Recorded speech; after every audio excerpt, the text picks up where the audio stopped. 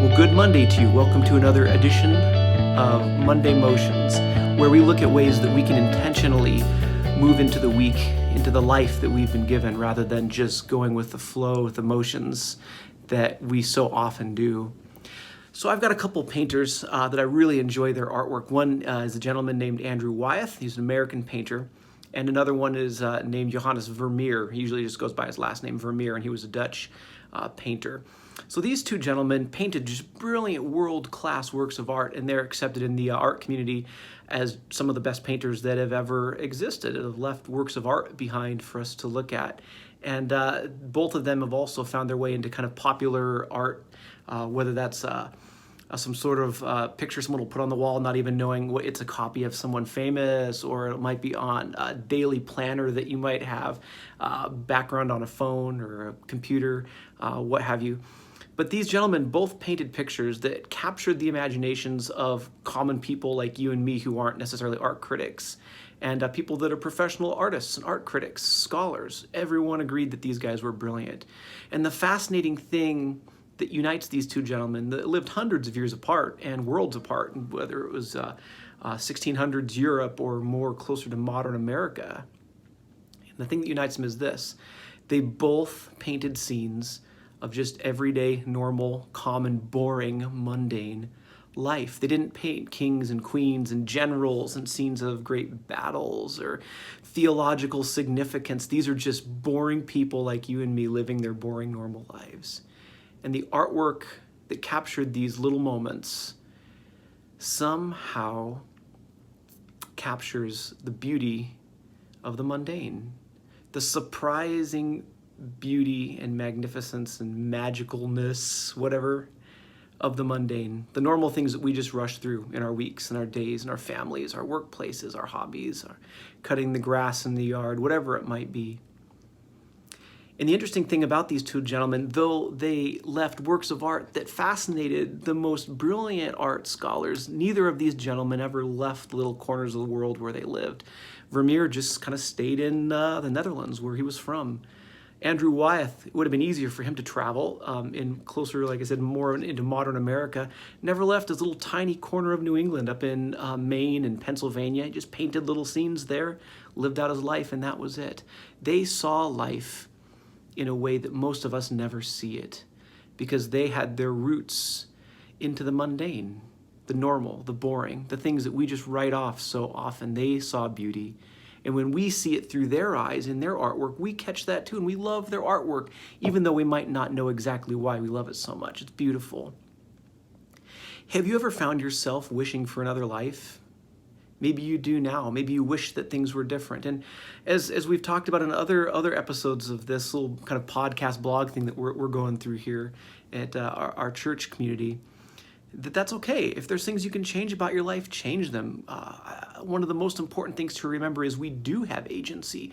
We can make changes. We can make decisions. We can shift the direction of our life. That's kind of the whole point of all of these little videos that we're kind of checking out together. And yet, so often we get so caught up in wanting to make things different and change things and be somewhere new and see something new and exciting. We want to just get out of that little corner of life that we found ourselves in through sometimes no choice of our own, sometimes through our own choices in the past. We want to just get to something new, and we miss out on the reality of the beauty in the mundane. There's a gentleman named Brother Lawrence. His first name was Brother. I don't know, just kidding. That's what he goes by. Brother Lawrence. And he is famous for a book that he wrote. And the thing that is fascinating about him, he should never have been famous. This man was not intelligent by his own admission. Was not a super smart guy. He wasn't a super interesting guy. He wasn't a super musical guy. He had really nothing. And he wanted to serve God. And he had nothing to offer. He couldn't go be a scholar monk in the time that he lived. He couldn't go and join some beautiful, choir, the local monastery, or learn to play instruments. He had nothing to offer. And so he did the only thing he could do. He joined up a local monastery where he lived in Europe at the time. And he started washing pots and pans. He washed dishes.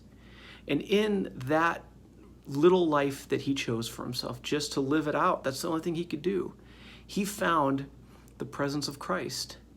And he wrote this little book about it that's inspired people for generations. It's called The Practice of the Presence of Christ by Brother Lawrence. If you haven't read it, I'd encourage you to check it out. It's a short little read, but it will change the way that you see life and the way that you see God himself, I believe. It's done that for me and many other people. But Brother Lawrence just washed the pots and pans. And in living out his life that he had intentionally, looking for ways in that life that he could honor God, that he could commune with God just in his mind, in his heart, as he's doing these small things to serve the people that he was with, that were doing all the things that were so interesting to everybody else, whether that was music or theology or leadership, all the things they could do that he didn't have the skills to do. He found Christ in a way that many of those people, I would submit, maybe none of those people were ever able to find. Because he found Christ, he found life in the mundane. The little things that all the rest of those people in that monastery at his time just rushed over. He found Christ washing pots and pans. Crazy. But that's exactly what Andrew Wyeth and Vermeer did. They looked, they slowed down, and they found the beauty in the simple, boring normalcy, the mundane of life. They put their roots into the mundane, and they lived it with all of their heart.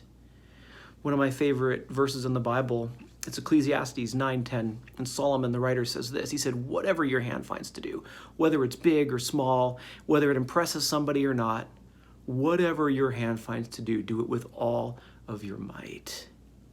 Lean into the life you've been given. Don't try to escape the boring realities of life. Do them with all of your heart, and you will find life in a way that so many of us never are able to find because we rush through looking for the next big, exciting adventure.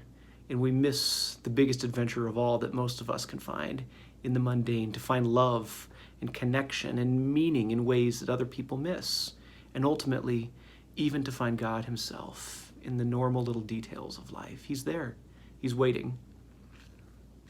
There's a story of a gentleman that's walking down the road back in the day in Europe, and he comes into this town and he sees these three gentlemen building bricks, kind of forming bricks, and they're putting these little bricks together and piling them up. And he stops and asks, hey, what are you guys building?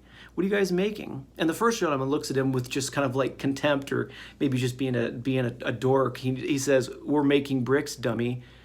What do you think we're making? He's like, okay, fair enough. Okay. That's not really what I meant, but whatever. Next gentleman, he looked at him, well, so what are you making? And he's like, well, we're making a wall. A wall. Oh, okay. The third gentleman's like, no, hold on, guys, what are you talking about? And he looked at the inquisiting gentleman and he said, we're building a cathedral, and it's going to be the most beautiful cathedral of all time. It might not even be finished by the time our lives are ended, but we're going to do our part, and we're building this most beautiful, magnificent structure.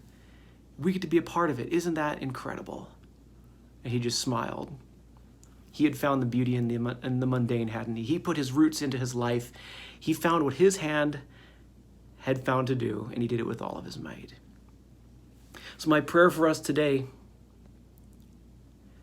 is that we would find whatever our hands find to do and do it with all of our might. That we would look for the beauty in the mundane, that we would put our roots into the mundane things of life and live life to its fullest, to seize the day, as the old saying goes. Put our roots into the mundane and see the beautiful magic that God has waiting for us there right now, right in this moment, right in this normal, boring life. And when we get to do exciting things later, that's awesome as well. There's nothing wrong with that. But that we wouldn't wait for those far-off moments and times that might never come, and find the beauty and the magic in this life right here, right now. Because God has promised, when we seize the day, when we find what our hands find to do and do it with all of our might, we not only find life, he says, we bring honor to him when we live our lives just in the mundane. So may you be blessed. May you find your roots in the mundane on this Monday, in this week, and find the magic in life that God has